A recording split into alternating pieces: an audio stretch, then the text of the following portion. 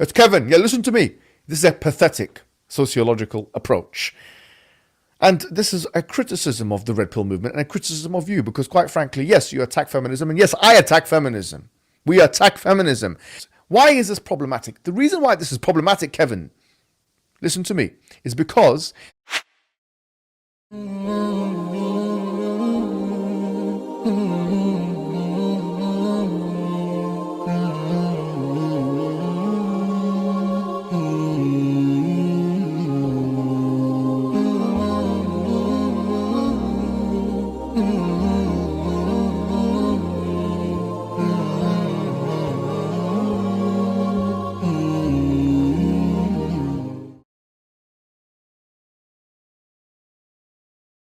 Assalamu alaikum wa rahmatullahi wa barakatuh, dear brothers and sisters.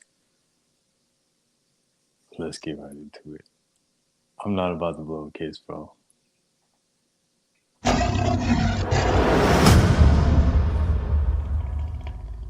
Assalamu alaikum wa rahmatullahi wa barakatuh. How are you guys doing? Today I'm going to be reacting to a man referred to as Kevin Samuels, a man who is seen as one of the most influential voices, you could even say the most influential voice, in what is referred to as the Red Pill movement. Now, what is the Red Pill movement? That is another discussion for another day, but suffice it for me to say today that this individual, he has women come onto his platforms that are usually divorcees, single mothers, women that have been married before, women that have had relationships, have had children and so on, maybe over 30. And he proceeds to dismantling, you could say, shutting down what is referred to, at least in the literature, as positive illusions that they may have of the so-called, yes, the so-called marriage market. He will deconstruct that. He'll make them see reason, look to reason, be more realistic, their expectations of marriage and so on. And he actually became prominent on the internet after one particular video. What would you rank yourself on a scale from 1 to 10? You cannot use 7. Would I rate myself? Just your face. My face when I wake up, 5, but when I put myself together, 6. Okay. And how tall are you? 5'5". Dress size. I'm sorry? Your dress size. A 3. Okay. So that makes you, if you give yourself a 5, that's average. Yes. So average looking women tend not to get high earning men. They tend to get average men. So, I mean, stop right there. Stop right there. Stop right there. Breathe and digest. You're 35 years old and you can look around and see the world. You don't tend to see higher earning men with average looking women off rip. If you do see them, they got their average looking woman when they were both really young and he built his way up. But a man earning the kind of money you're talking about does not go for an average looking woman. I mean, my body is not average, so. But ma'am, you please don't make me say it. Say what?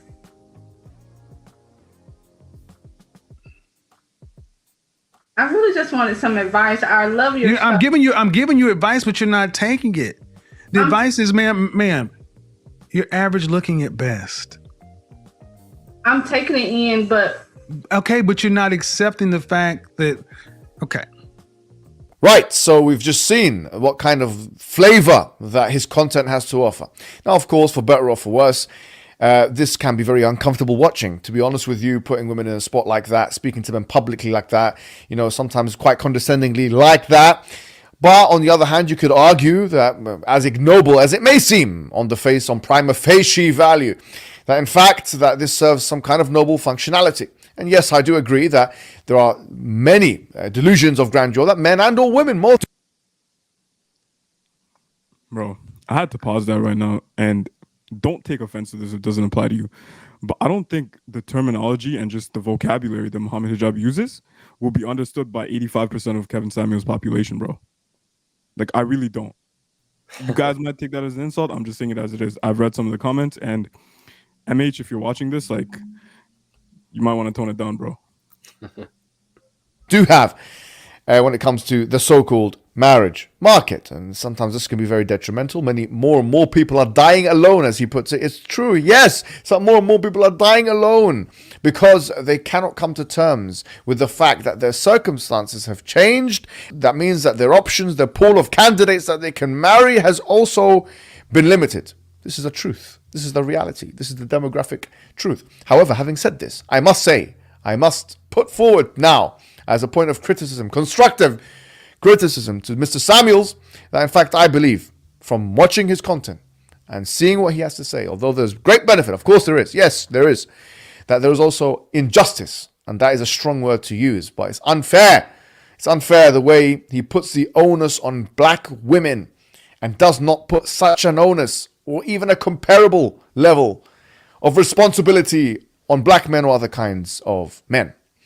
Now, to be honest with you, I kind of looked at this first when I saw a community post that he had put up recently on his channel, whereby he kind of looks at the demographic data.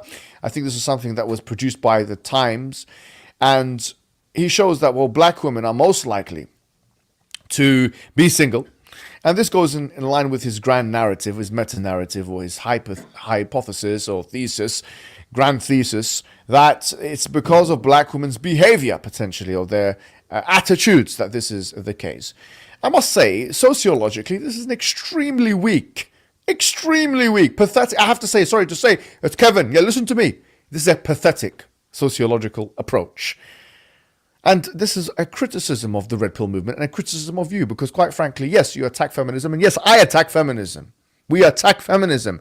Why is this problematic? The reason why this is problematic, Kevin, listen to me, is because there are myriad reasons why black women might be more disadvantaged in the first instance in terms of selecting black men. But because of all these reasons, black men are more likely to be incarcerated. They are more likely to be dead. They are more likely to be unemployed.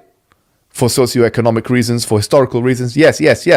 I'm not denying that. But the fact that these myriad reasons exist in the first place means that the pool of selected or preferred partners for black women, who for the most part, as the literature shows, and I'm sure you're aware of it, prefer black men, would become narrowed. Therefore, it's unjust for you to say that the reason why is because of their attitude, or even further, I'm not saying you said this, by the way, but that is the inference, quite frankly, definitely based on the reading of the main body of work that you have. That's the first thing. The second thing is I came across something quite disturbing. I have to say, Kevin, this was disturbing, and it made me look at you in a different way. It made me look at you in a different light. And I was very, very disappointed. It was a clip in particular where you referred to black women in general as less aesthetically attractive than other types of women. Let's take a look at this clip. And look at what and that's the thing. They're saying, beauty is subjective. That's another fallacy. Beauty is not subjective. That's why we have the golden ratio, the Fibonacci equation. You can look at facial symmetry and see that beautiful people, you can map their facial structure, and it goes to a mathematical calculation. Oh yeah. Beauty is universal. And the thing is, we're talking about black women. They are on the opposite end of the spectrum on all ranks. Facial symmetry, even to the way black women are starting to look more masculine. And this one, you start putting on additional makeup and, weave and all this other kind of stuff, to where guys are just saying, damn, and you're not even going to the gym to try to keep yourself in shape, and you don't have a good attitude? I would rather not. I have to say, Kevin, this is absolutely diabolical.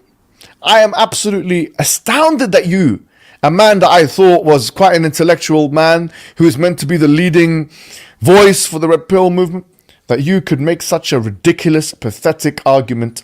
It's absolutely disgusting, I have to say. Why? It's a colonial mindset you have, Kevin. Why would you generalize black women in such a way to think that they are on the other sides of the spectrum? How dare you, actually, quite frankly, how dare you speak of black women like that? And I will say, how dare you say that? How dare you say that? I don't care if you're black and I'm an Arab and I'm Middle Eastern, but I will say, how dare you? Because quite frankly, the reasoning you gave would be pathetic reasoning on the standard of even what we call GCSE students, which are 15, 16 years old, Kevin Samuels. Golden mean? Golden mean. Is that what you're really saying to me right now, Kevin Samuels? Golden mean? You know, in the 19th century, almost all of the studies that were done relating to the golden mean and its link to aesthetic beauty have been inconclusive. Go and look this up yourself. Now, I don't even know how you are doing this. Let's step back a second.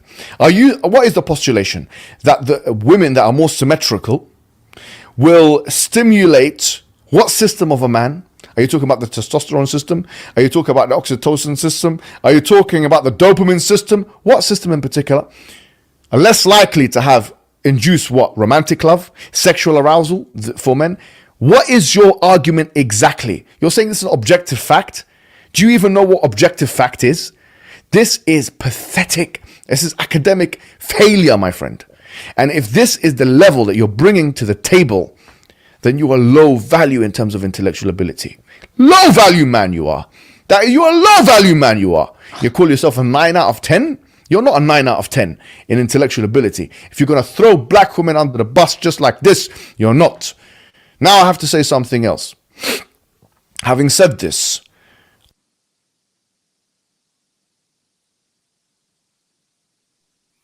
Rami, bro, I know you got a handful of thoughts, bro. Go in. Yeah, we're just we got like 4 or 5 minutes left on that, but what do you have so far? First and foremost, may Allah bless Mohammed Hijab. I've been watching his stuff forever. May Allah bless him. He's amazing. Secondly, I just want to talk about the first clip. If I don't know the context to it, but he didn't give any advice. He's like, "This is my advice. You're average." How is that advice? I don't know the context, but he actually didn't say anything. And he has a track record of just going on social media and just completely, like, I don't want to use the term, but like degrading. To be fair, I think he did say something. I just think it wasn't part of the clip. In the video. Yeah. That's why his notion was just like lower your standards if you know what you bring to the table isn't actually how big you think it is. Yeah. And a lot of I'd admit, a lot of women need to hear that, and a lot of men need to hear basically the male version of that. But regardless, subhanallah, I don't know what to say. I think the video speaks for itself. I think that, in terms of vocabulary, other people should strive to get their vocabulary up. I don't think Mohammed Hijab should bring it down. But yeah, honestly, I don't have too much to say. I think, subhanallah, this is the difference between actually intellectualism and let's say face value intellectualism, or just like sounding smart or saying something that sounds logical but is completely irrational and baseless. I would say too that aside from the golden ratio, the golden number, whatever that thing was, if we put that aside, like, beauty is subjective, but it is also objective. Like, it's subjective in the sense that, like, some people are gonna like things that others don't. Some people are gonna find things beautiful that others don't. And then you have those things which are inherently just objectively beautiful. And no matter what, like, bro, Rami could see something as beautiful that I don't see as beautiful and that Faiyads doesn't see as beautiful. But we could all see this one thing and we could be like, yeah, that's beautiful. That would be objective beauty. So, I mean, I think he has a point there. But, it's not me, like, citing or nothing. I'm just kind of, like, saying it for what it is. Yeah. But even from that perspective, even if the whole world came together and said that this is beautiful, it doesn't mean objectively it is. Because, like, for example, if you talk about objectivity is something that is true no matter what. No matter where you go in the universe, this is true, right? So even, like, let's say there is a time, and by the way, throughout time, people might find different things beautiful, right? Depending on different circumstances and everything, which is why different people individually during the time find different things beautiful. Now, there is I would say, a general standard, but this is far from objectivity. For example, let's say objectively, most people would say that LGBTQ is fine. That's the political correctness that is being portrayed now.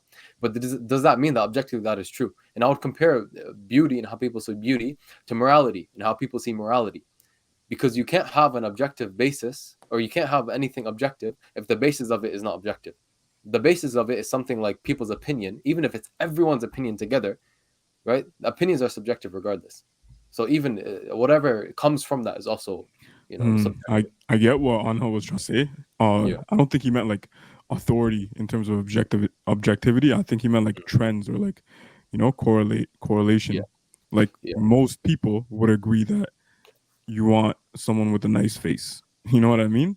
Now Yeah, here's but the thing: define some nice. people might not. I don't know. I don't But know why what they would, defines but nice though? some people might not, right? But still exists. Bro, it's like this, man. Let's say we have the most beautiful woman in the world. Okay. Well, everyone will look at her and inherently they will notice the beauty. Right? Some may be in resistance to the beauty and they might be envious or they might throw shade or they might say, she's not beautiful. But inherently, like they are acknowledging her beauty in one way, shape, or form. That would be like objective beauty. And then subjective beauty would be like me liking an Asian woman. But then Rami liking a Palestinian woman. Do you see what I'm saying? Where it's like they both could be beautiful. We could both agree, like, yes, they're both beautiful. There is objectivity there because we both agree on that. And like Rami said, I mean, it doesn't.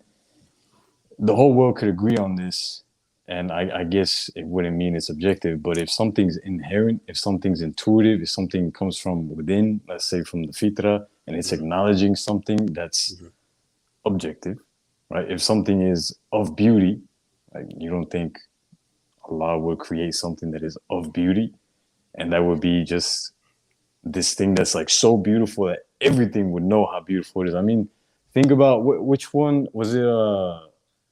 Was it Yusuf? Yeah, he was. While he was selling, Yeah. but it was beautiful. Man was beautiful. Like everyone who saw him acknowledged his beauty. That was objective.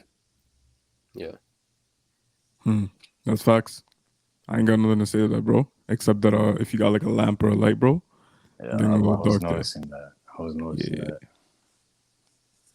I will say to you that the whole mantra or the whole premise of the red pill idea, where the man has to see himself as the prize, diminishing, I have to say, trivializing, I have to say, of the reciprocal element of the relationship, a denial, I have to say, or even a minimizing, I must say, of male responsibility, male black responsibility is something which will create unstable families. Listen to me, it will destabilize.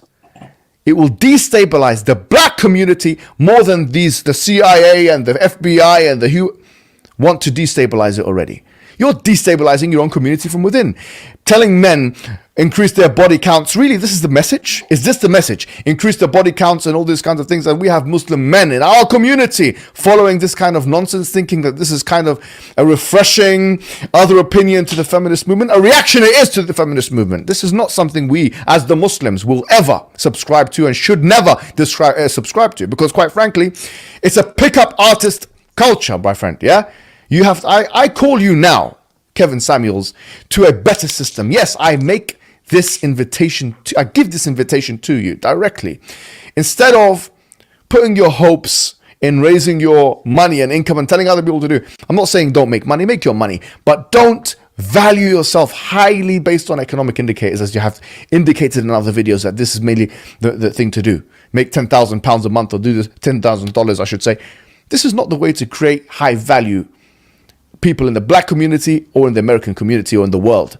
The way to create high value, yes, high value men, is that men that know their purpose. And let me tell you something, it's not just men that should know their purpose. It's women that should know their purpose as well. And do you know what the purpose is? It's to worship the creator, not the creation.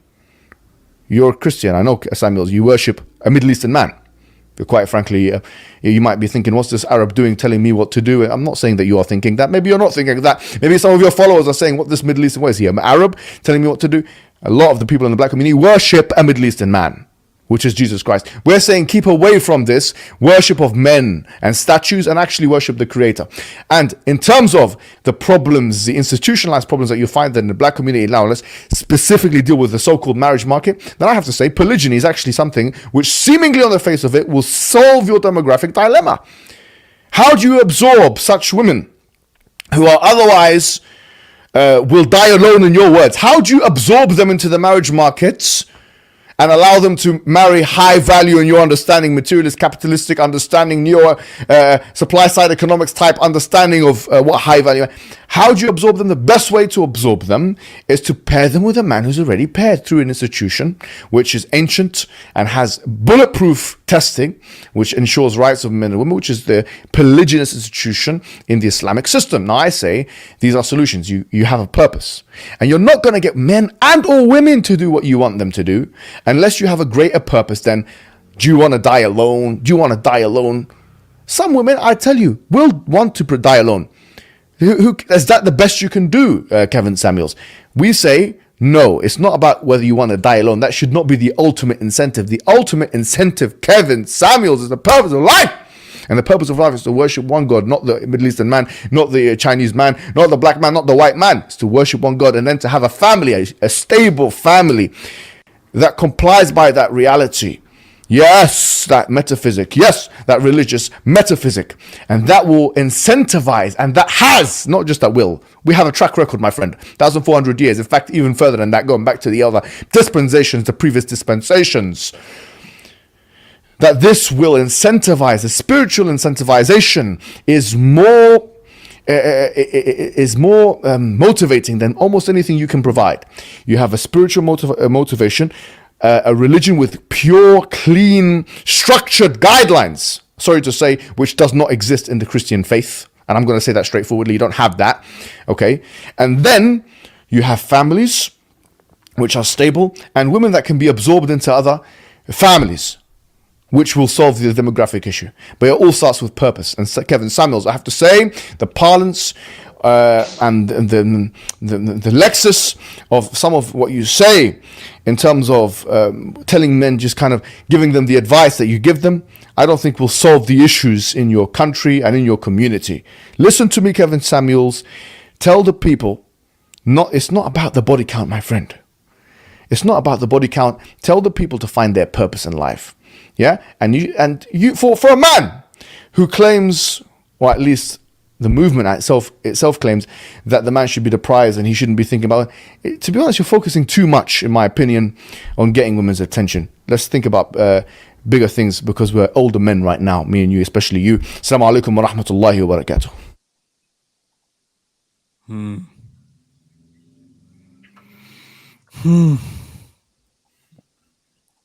I got a couple thoughts, bro, but I want y'all to go first. I think you should go first. You know why I don't want to go first, bro? I think what I'm going to say is going to be very diplomatic and balanced, so I think it'll be a good conclusive thought. All right, that's fair. Bismillah. I want to talk about a point you mentioned before, and I think it's actually a really good point about kind of when you put it all on the women, you take the responsibility away from the men. And I think that's very true, and that is definitely what's happening nowadays. Men are not being held responsible for their women, and they're not taking their role as being a man very seriously nowadays. And nowadays, all the blame, I would say predominantly most of the blame, is being put onto women. And that's why you have branches of red pill that are just basically anti-women. The second thing I want to say is that I feel like nowadays with red pill and how it's being propagated is failing from the very beginning, because the very beginning predominantly is always based on, this is how a lot of people get into red pill. It's usually in regards to getting women. Now that's already a failure, especially from an Islamic perspective, because now you're making the goal just getting women. Yeah. And everything that branches off of that, comes off of that, is also just going to be a failure. It's not going to lead to anything good. Yeah. You kind of say what I was going to say, Yeah. in the sense that, like, if someone is operating off this red pill guideline, it only adheres to a hedonistic life. It only adheres to a materialistic life. Whereas, like, when you're following it, again, it adheres to that. It makes sense. If you live materialistically, if you live hedonistically, it makes sense. Okay, make as much money as possible. Look the best that you can possibly look. Get as many women as you can. Spin as many plates as you can. Don't worry about getting married. Don't worry about having kids. Don't worry about doing any of this stuff. Listen, like, just have sex with the women and then throw them to the curb. Like, it makes sense if you are in a hedonistic lifestyle, in a materialistic lifestyle. But once you transcend that, once you wake up to the reality of like why we really are here, like what the purpose is, and you can no longer function off that. Like if you tell a Muslim right now, hey, make as much money as you can, look the best that you can. Okay, like that's nice, but if you don't have taqwa, if you aren't hitting your prayers, if you aren't spiritual, what's the point of it all? It's like Sabur. He said it in I think the video we all made together, where he was saying that like it's as if someone's holding up this like dead animal, and they're enticing you like, yo, like look at this, like you really want this, right? Like this right here, this is gonna do it for you. And then you think to yourself, man, like yo, this right here, this bottle, this liquid in this bottle is gonna solve all my problems. I'm gonna feel good. I'm gonna forget all the issues that I have. I'm gonna feel real nice. Don't worry, this is just water. It's not alcohol. But they present this bottle to you, and you're like, maybe that bottle is gonna solve all my issues. And then you go into it, and then you realize once you're too far gone, like, oh, this was empty. This didn't have the answers that I was seeking. So again, it's like these red pill guidelines. It doesn't work. It's like it's this level, and then once you transcend that, you can no longer work at that level. So I pray, and I'm gonna make dua that the Creator opens the hearts and the ears of people watching this video who are operating at that red pill level, so they can transcend and come to the reality and come to the truth.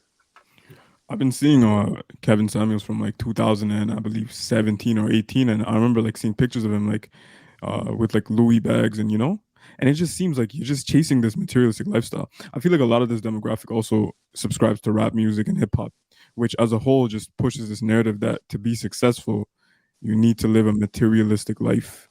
You need to flaunt these as trophies and medals in front of everyone else, and whoever has more therefore has higher value. And I think the myth of this high value man, I do believe in high value men, but I'm saying the myth of the high value man so much as to say that he's equated to by his money, right? Because it's not just money that makes you a high value man, but this whole thing does come from subscribing into this materialistic world, bro. So I agree with what both of you are saying. I also understand that Kevin Samuels and a lot of these red pill YouTube channels, they all have the same trend that they're coming from a place of hurt. Now, is there something wrong with that? No, because we all have our journeys. But when you keep preaching a message to men and women, but predominantly men, about your message, about your personal journey of why you were hurt, and you hyperimpose that into every single situation, it's not going to work out, bro. It's not realistic. Like, you can't help but to come out with this one way of looking at the world, this one lens. There's no black and white. There's no nuances. There's no gray. You know what I mean? Like, I hear a lot of these black men. They preach about this black woman that they would, devote their love to, give money to, give gifts to, and then she did them dirty or she cheated on him. Okay, do you think that's like all women? Do you think that's gonna be every single woman that you come across? No. But what happens is now you're gonna hyperimpose that into every single situation and be like, oh, all women cheat or all women are like that. That's dangerous, bro. And I think that's immature. And when you come from that type of mental point of origin, it's fallible, bro, because you're operating with rules from observations that you've made as a human being, which is subject to error. And you're not using divine guidance. You're not using something infallible. Now, if you guys watching our channel and you just found us out, you have a problem with believing in God or you don't even believe in God, check out our episode 1 and 2 and then 5. Start there. But in terms of red pill, the red pill gives you a way of life. It has its truths and it has its lies and things that they didn't get right. Why not subscribe to something that doesn't have any lies, any inconsistencies? It's just perfect. It's just completely pure, unadulterated from the Creator. And when you vibe with it, you'll know you vibe with it because it's in you to vibe with it. We call it the fitra. And we're studying a YouTube series, or at least an episode, with a YouTuber by the name of Hamza, who's lived this hedonistic lifestyle that Anha was talking about.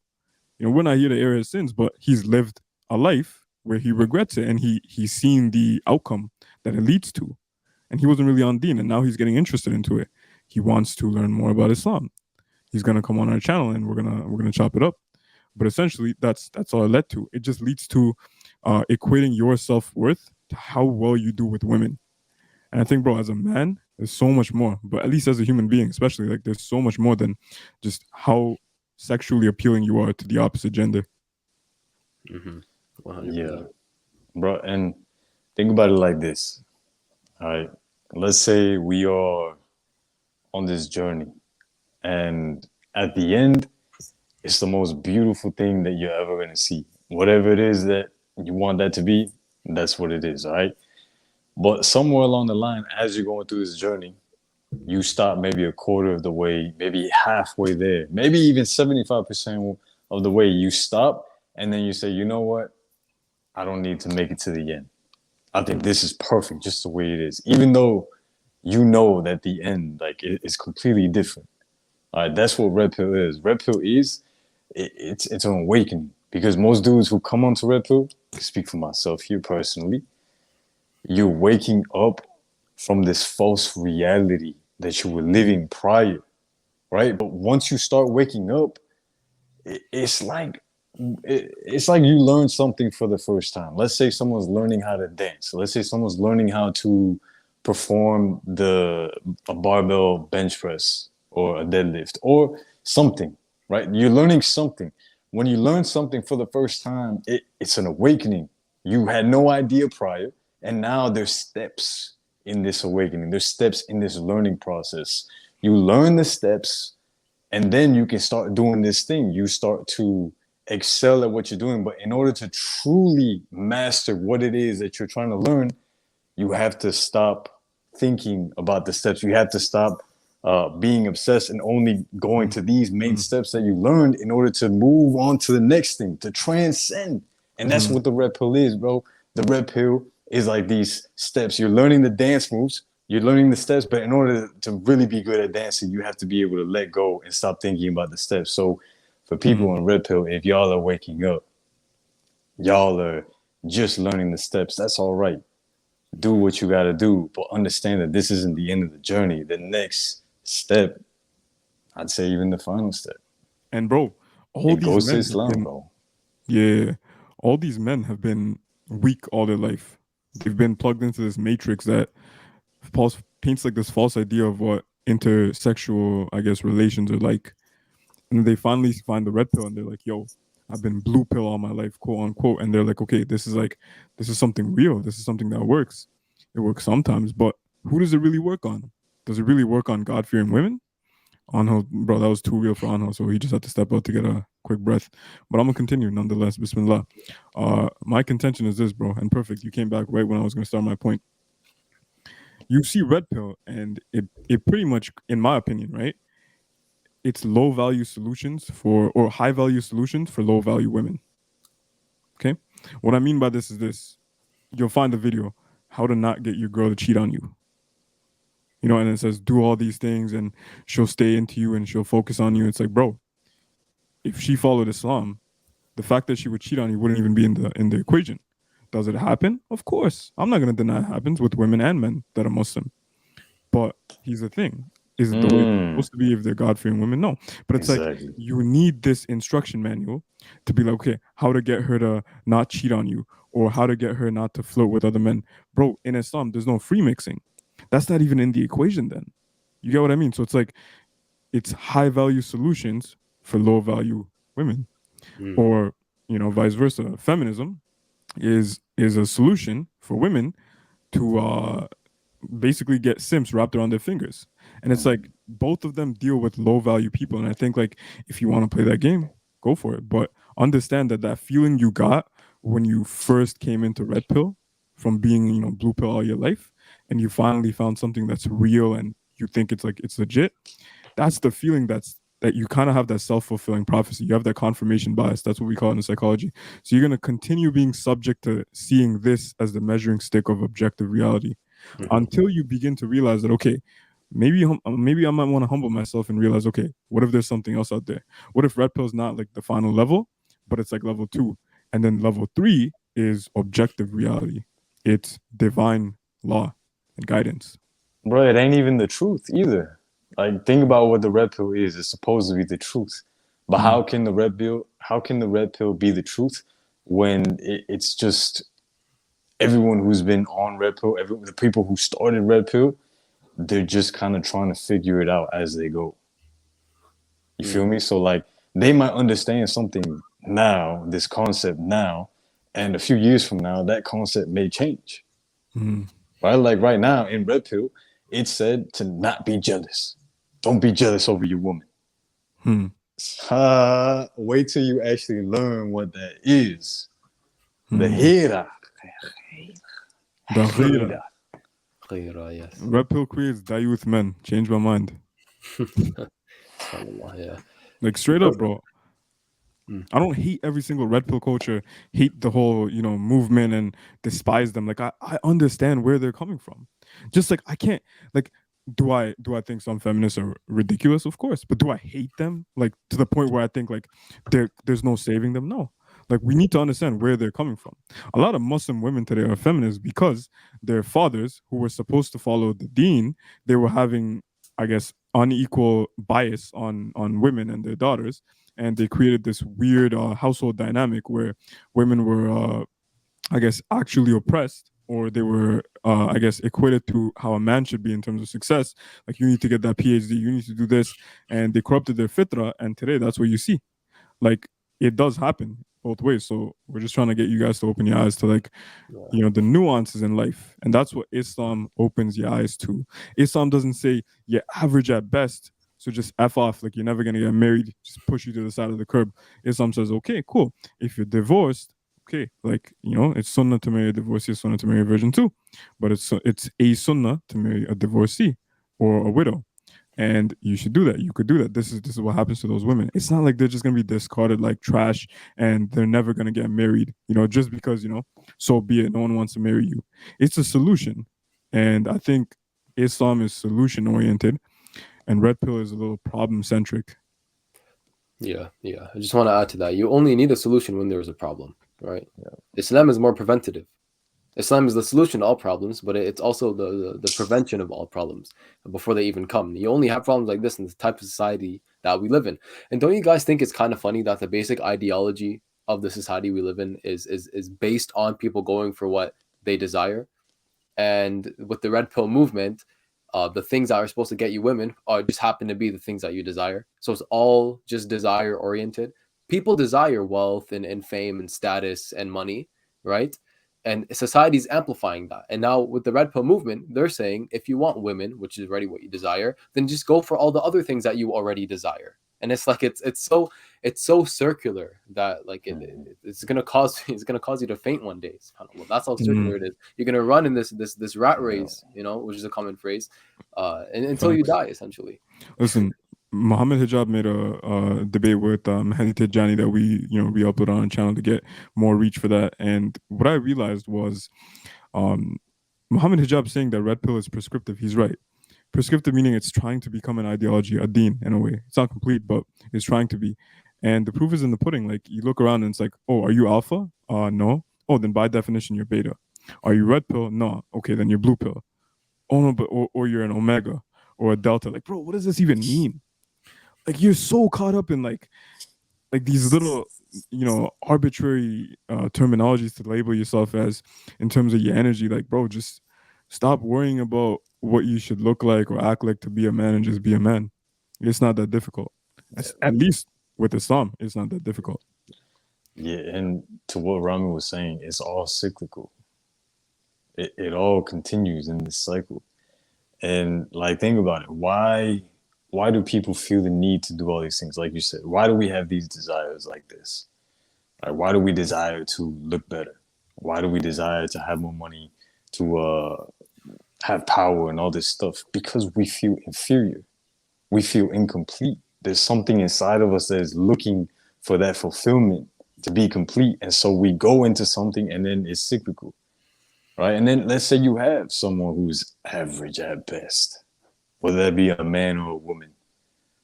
Like, bro, if they were in Islam, they would understand what's actually going on, right? Like they understand there's a greater purpose. They understand there's a reason for this, right? And if someone is unattractive, that is their struggle. That is something that they have to get past. And if someone is super attractive, that is something that they have to get past, because you could link it to the same thing. If someone's unattractive, you could link it to having scarcity. And if someone is attractive, you could link it to having abundance. And we all know that abundance is a bigger test than scarcity. Yeah. Yeah. 100%, bro. 100%. And like, you guys don't have to take our advice. You do realize that, like, all we're trying to do is try to be that older brother that we wish we had, essentially. You know? Like, you don't have to take our advice. We're telling you, like, it's not always about women. Now, we're not saying the opposite. You know? We're not saying it's never about looks or being with a woman who's pleasing to your eyes. No one's saying that at all either. But imagine having a girl that you think is a 10 and everything's good, the intimacy's good, but it's not going to be fulfilling at the end of the day if she's not on beam and she doesn't respect you and your leadership, like as a man. So at the end of the day, you could have that by all means. You could do it, the opposite of what we're saying. You could waste time and you could sin and you can go even deeper into your degenerate lifestyle, or you could realize, okay, nah, like there's these rules for a reason. And if your fitrah is corrupted or you don't know what the hell we're talking about, go to our playlist, New to Islam, start with episode 1, and God willing, you are guided to the truth. Yeah, inshallah. I just want to add one last thing to that. I think that's essentially what Mohammed Hijab was saying at the end, because it's not going to fulfill you. This rat race, and it's circular for a reason. It's never going to fulfill you. And Allah subhanahu wa ta'ala, I'm paraphrasing a bit, but he says in the Quran, basically, whoever forgets Allah, indeed they will have a depressing life. Because the way you were created was with one purpose. We all have the instinct of sanctification, to sanctify something, to worship something, to look up to something out of respect and the look at the greatness of that. Now sometimes, most of the time, it's one's self, their desires, what they want. Sometimes it's other people looking up to greatness in others, but it's so rare that you look to the greatness of Allah subhanahu wa ta'ala and you worship him. That's what he was saying at the end, because that's what's going to give you fulfillment. You will never truly be content until you worship Allah and submit to him alone, because that's exactly what you're created to do. And if you think you were created to go in this rat race and run around in circles trying to get money to get women and get women to get money and blah, blah, blah, so on and so forth, you're going to die a very, very, very lonely death. And that's the only true form of loneliness, when you're in the grave and the only thing you have to accompany you is your bad deeds and the life that you wasted away. Bro, Islam will never be the same as Red Pill, and Red Pill will never be the same as Islam. Like, we have ghira, we have protective jealousy over women folk, but your Red Pill, your dayuth, you're gonna read some Red Pill scripture by some artist or some author that says, don't ever show your woman you're jealous. So your girl comes and she says, or your wife, but you might be dating around if you're Red Pill and not Muslim, and she's gonna say, hey, I'm gonna go to the club, babe, and you're gonna feel that your fitra, what's supposed to be functioning in order, is gonna make you jealous. It's gonna make you not want to let her go. But you're gonna read one of Rollo Tomasi's books telling you, let her go, and then you're gonna be that Red Pill, I guess, noob in your house, crying, like a little kid, wondering where she is and why she hasn't texted you back. And essentially, why even go through that situation? Why even make yourself not want to seem insecure? Just, bro, like, speak your truth. Like, just be Muslim. It's simple. Yeah, 100%. But I think that's enough. Yeah. If y'all made it this far, go ahead and hashtag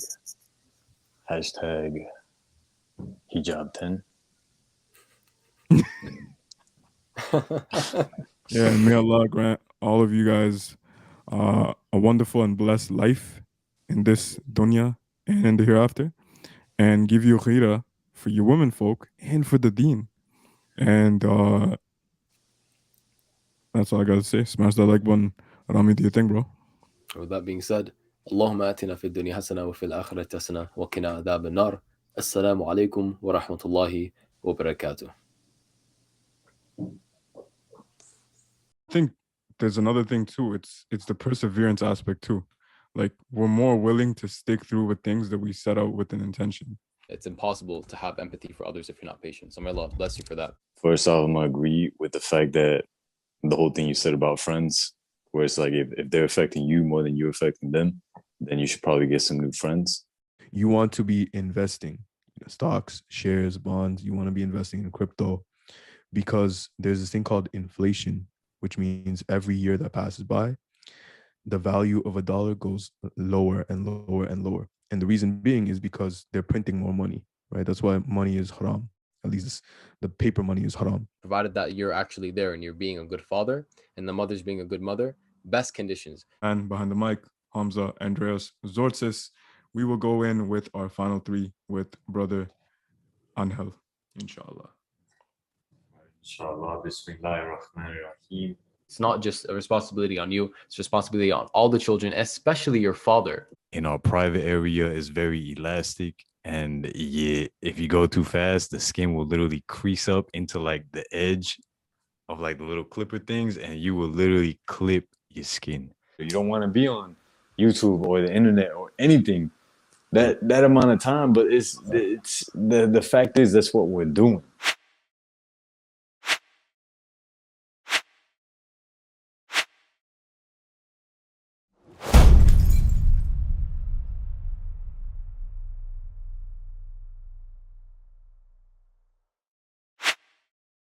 Mm-hmm.